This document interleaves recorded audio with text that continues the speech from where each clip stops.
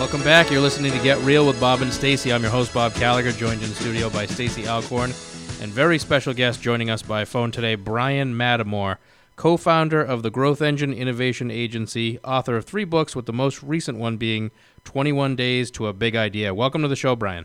Well, thank you, Bob, and nice to meet you, and Stacy as well. Yeah, very excited to have you on. We're going to talk about creating ideas, innovation. First of all, what is an innovation consulting firm? What do you do? Well, we, broadly speaking, we help companies come up with new ideas that hopefully at the end of the day are profitable. So this could be new products, it could be new services, it could be new marketing strategies, all the above. And so we are experts at both ideation process, that is coming up with ideas from groups, as well as qualitative research methodologies. So, classic focus group testing, but also, shop-alongs, one-on-one, home use tests, all that kind of stuff. Do you have any words of advice for a company that wants to encourage people to share great ideas? Because I think a lot of times people have them and nobody shares them. How do you create a culture where people feel like they can share their wild, crazy, and cool ideas? Oh, it's a great question. I actually, one of our clients who had a manufacturing firm asked us, and they said, how do we get more ideas out of our employees? But by the way, we don't want to do a brainstorming or ideation session because we don't want to take them off the line because that's going to cost us money. And of course, the simple answer is to say we'll do a suggestion box, which, as you may know, or the listeners may know, has been, for the most part, a tremendous failure in corporate America. There have been some exceptions, Frito-Lay, Dart Industries, et cetera, but generally the suggestion boxes don't work. People put their ideas in this black hole, they never hear anything, and they get cynical of the process. So suggestion one is don't do a suggestion box. On the positive side, the idea we came up with was a technique called whiteboarding, where you put a whiteboard out, you put a challenge in the middle of the whiteboard, you write it down, and get people to write ideas down, almost in a graffiti-like way. You generally do it for 7 to 10 days, and it could be anything. It could be, how do we cut costs? How do we be more efficient? What new product ideas do you have? We're trying to name something, whatever it is. And you do that for 7 to 10 days and get people to write down their ideas. And it's shown to be a very sort of powerful, simple, and effective technique. It's kind of water cooler conversation, doesn't cost you anything really. And we found that some companies, especially some of the smaller ones, have really embraced this and got some great ideas out of their people from it. That's I like awesome. that. It's different. Yeah. Because whenever you ask at a meeting, people to share ideas, it's just, you can hear the crickets, nothing else. Well, the two problems with asking for ideas is, one is like, who's got some ideas? Yeah. And the problem with that is you're not being specific. Generally, if you're trying to get your ideas to get more employees, ask them something specific, like, how do we do a better job of marketing to Hispanics in Boston, this particular service? You're more likely to get an actual idea than if you say, who's got some ideas? That's the first thing. And the second thing is you want to trigger people. I mean, that's what this book is about, this 21 Days to a Big Idea. It's all about triggering people's brains to get new ideas, because it's not good enough to say who's got some ideas. Gotcha. By the way, how did you get into this business? Well, my dad was an entrepreneur, really. He started a large research firm under the auspices of Time Incorporated. It was called Sammy. He named it after our dog, actually, which was kind of funny. But it became the second largest research firm in the nation. We didn't get rich, but it was because he did it under the auspices of Time Inc. They funded it. But it was a wonderful environment to grow up in. And so I was curious about how entrepreneurs, anybody really, gets ideas that have value. Wow. Now, I know you say that brainstorming doesn't work, but ideation does. What does that mean? Thank you for that question. Brainstorming, your listeners may or may not know, was invented in the late 1930s by Alex Osborne, the O of BBDO ad agency. And, of course, the two rules are withhold judgment, or there are no bad ideas, and quantity will equal quality. That's brainstorming. It's ridiculous. Most of the ideas are bad, number one, but it's not bad to withhold judgment. But the point is that, and what separates brainstorm from ideation, you're triggering the brains in different ways with stimuli.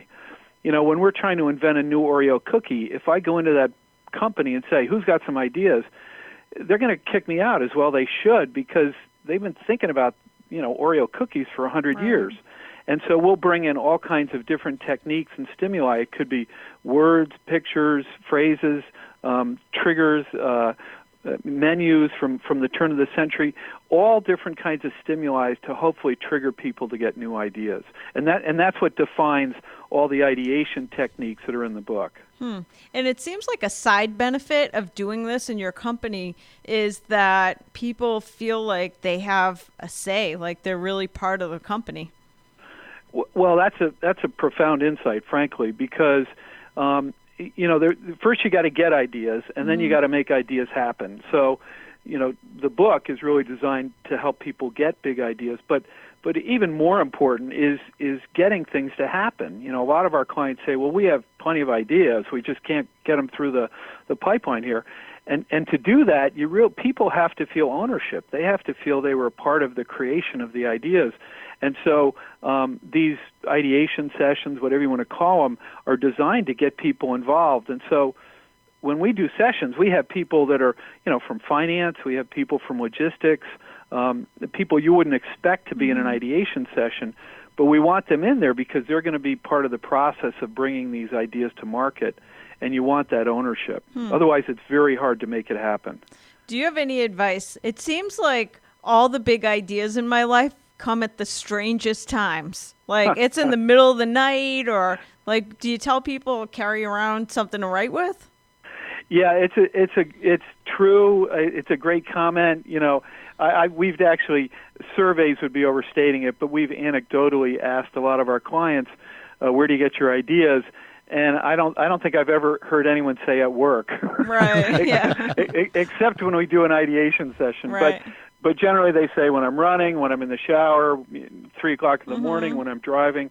And the reason I think is because that's a period of somewhat of relaxation, and the brain, which is this incredible pattern-making device, machine, facility, whatever you want to call it, then has the opportunity, because it's not frantic and crazed, to make connections, unexpected connections between things. And that can happen in the dreams, that can happen when you're relaxed showering. And that's, to me, that's what's most exciting about this work, is when those connections are made. So you're absolutely correct. We recommend that our clients carry around, idea pads or notepads to write these things down, because, I personally have had to pull off the road and write stuff down so I didn't kill myself, when the ideas are coming when I'm driving. Wow. Interesting. And I'm just reading here now some of the cool stuff that you've been part of through your idea sessions, like some of the stuff that's come out of it, like ABC reinventing Good Morning America's second hour in 2010, Brownie Chips Ahoy, Haagen-Dazs cookie dough, Dynamo. There's all kinds of other stuff, but the food ones, I think I'm hungry right now. Yeah, me too. Now I'm hungry. But that's cool. What's the coolest, big idea you think that you've been part of?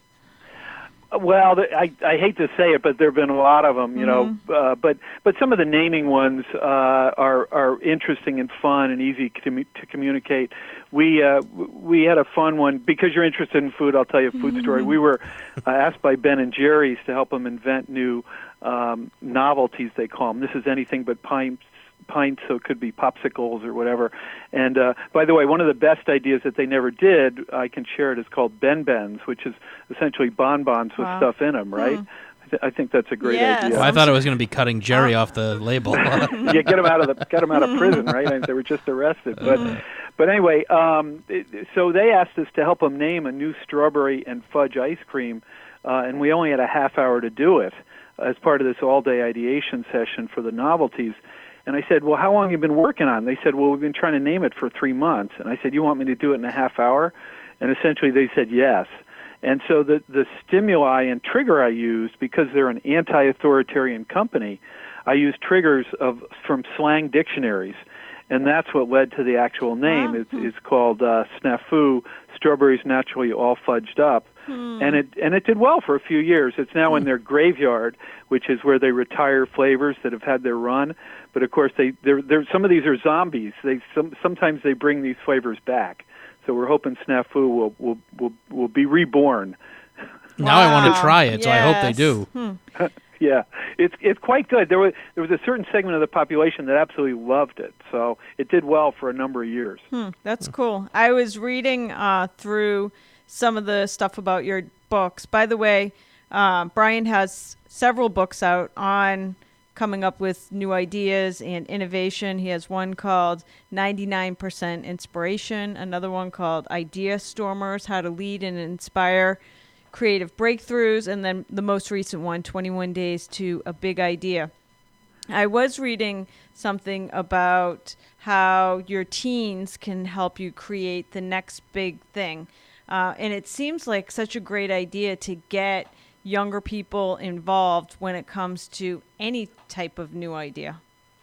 Yeah, it's a really good point. I don't know about you guys, but I now have 20-somethings, but we have, and they're still living at home. Yes. so we're occasionally have dinner together, and when we do, it's still like pulling teeth. They're still like teenagers. It's really hard to get them to say anything. But we went out to dinner one night to celebrate a birthday, and so I threw out this creative challenge, and they invented a new app, which I won't talk about because my daughter is still interested in it. But it was amazing, A, how much fun it was to be creative with the kids, and B, how much I learned about their personalities and their talents that I'm embarrassed to say I didn't know about. These kids were very creative and very interesting, really good at naming and just developing ideas. So it's a way. It's sort of a tricky and clever way to get to know your kids that you might not any other way. Another way to say it is being creative together can reveal things about people that you would never get any other way. Wow, that's nice. Cool. Now talk about. What is a big idea club? Is that something you would do at a corporation? Well, yeah, it could be done in a corporation. We're sort of experimenting with this concept now, but the basic premise is that, you have, especially women, I think. I hope I'm not being, politically incorrect here, but particularly women have book clubs. I know my wife was a member of one, and sometimes they're garden clubs, et cetera.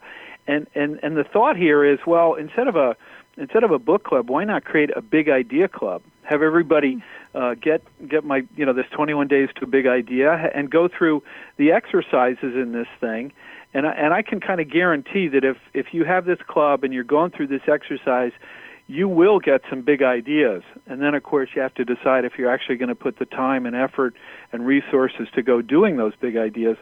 But it is potentially a way to find that big idea for a new business, and I think it's particularly good if you can do it in a club situation because people will reinforce each other's ideas. That is so cool. I have so many ideas going on in my head right now because the last time that I got my employees, I have about 400 people at my company, and so often we kind of just everything from events and appreciation programs. It's kind of top down. We don't really get the people involved in coming up with what they want. And I see this as a way not only to make empower people to feel like they're part of the company, but also it seems like these even a big idea club makes people buy in faster. You're absolutely right. It's again that ownership, that thing about nobody washes a rental car, right? It's you got to have that ownership for these ideas, and the other ironic thing is, or not ironic, but I think interesting thing is that the employees will often have some of the best ideas, right? And they just weren't asked, and that's the problem. Mm-hmm. When I did one of my previous books, they did a book club around it, and they invited me out. This was a company that sells insurance only to Catholics, of all things. It's a long and odd story, but anyway, they used it, and by doing that, they increased their sales by 52%. Because they were able to pull out all these different ideas from their employees using, in this case, it was a problem redefinition technique, but there are all kinds of techniques they use to help them build their sales. One other that I saw you talk about is Eureka Today, a call-in idea generation session based on the week's headlines. What would something like that look like? Well, part of, again, if we get back to this very important premise of all this work is that you need stimuli and triggers to trigger the brain. Creativity is really about, this thing plus that thing equals a new thing. Mm-hmm. And so if you're struggling for a new idea to build your business, one of the things you can do is go to trend websites, Trend Hunter and Cassandra and Trend Central. There are all these different trend sites that have, they amass different trends for you for free. The other way to do it is use triggers from the newspaper, and sort of you could even cut those up into pieces and use those to trigger people and say, okay, we're trying to sell more real estate, or we're trying to, we've got a logistics company, or we've got a sales company, or we've got a food company. It doesn't matter. And we're trying to come up with a promotional idea. Let's somehow link this thing with that thing, whether it's a trend or a, Ben and Jerry's getting arrested or whatever it is. Link these two things together as a way to trigger some new ideas. That's pretty cool. It is. Yeah, it's simple. It's simple. The other thing is similar to that linking thing is something we call benefit word mashing, where you put benefit words in front of what you're trying to do. So if you're one of the easiest ones is to put the word smart in front of anything. So a smart real estate, a smart basketball, a smart spoon, a smart pen. All these, doesn't matter. All the ones that I've just mentioned are actually new products, successful new products that have that smart component to them. But it could be. It doesn't have to be smart. It could be healthy. It could be virtual. It could be digital, futuristic, mobile, educational, speedy or quick. All those sort of benefit words will trigger all kinds of new ideas. Wow! It's already given me a lot of ideas. Yes. Well, Bob, we have to execute on at least one of the 45 business ideas we've come up with in the last 2 years. 2 years. How about the ones we just came up with this week? Yes.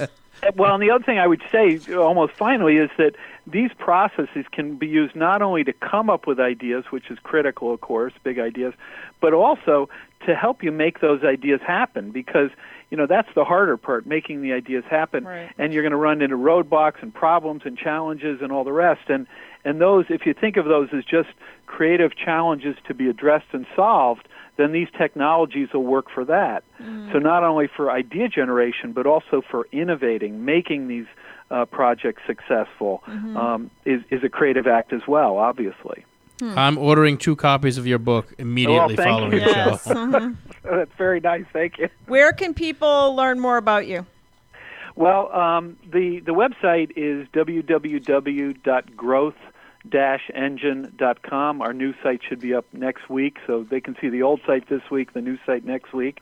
And all the books, as you mentioned, especially 21 Days to a Big Idea, Idea Stormers, which is available from both in audio and printed version. They're all available on Amazon, of course, they're easy to. That's probably easy to get that way. Although certainly you could order them from the bookstores as well if they don't have them in stock. Awesome. Great. Thank you for joining us. I have pages of notes. So well, thank you guys. You're fun, and I like talking to this sort of male-female thing. It makes it more interesting. Yeah, it does. It does. And we definitely love to have you back on again after we both read the book. So count on hearing from us in the near term. Guys. All right, that's going to do it for this edition of Get Real. Tune in again next weekend for more.